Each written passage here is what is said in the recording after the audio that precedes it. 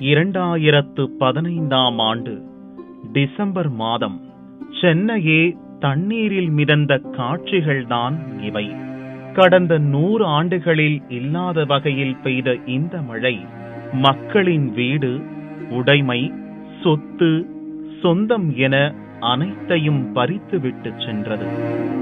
சராசரியாக ஆண்டொன்றுக்கு கிடைக்கும் மழையின் அளவை விட 3 மடங்காக பெய்த மழையை காக்க தவறியது நமது அரசு மட்டுமல்ல, மக்களும் தான்.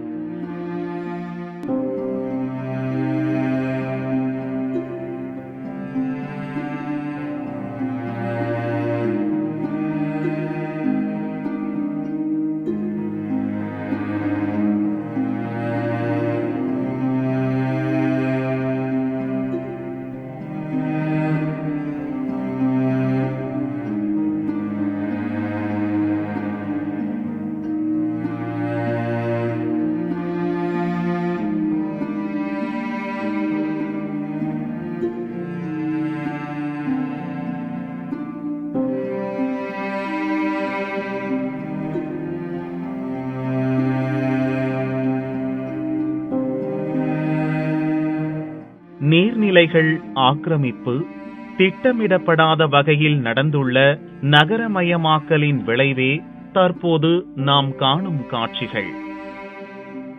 வறட்சியின் கோரப்பிடியில் சிக்கி கண்ணீருக்கே கண்ணீரை வரவழைக்கிறது தலைநகருக்கு குடிநீர் வழங்கும் புழல் மற்றும் செம்பரம்பாக்கம் ஏரிகள்.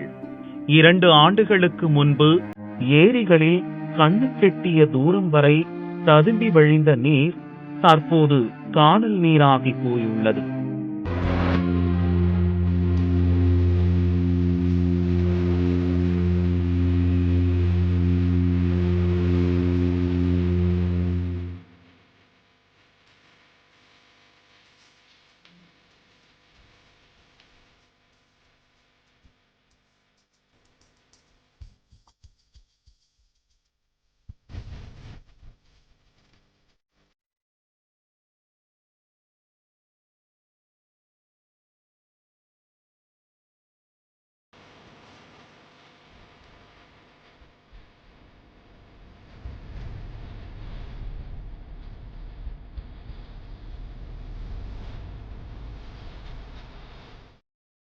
வறட்சி என்பது வெறும் வார்த்தை அல்ல, வாழ்க்கையின் கொடுமையான யதார்த்தம் என்பதை இந்த ஏரிகள் மக்களுக்கு உணர்த்துகின்றன.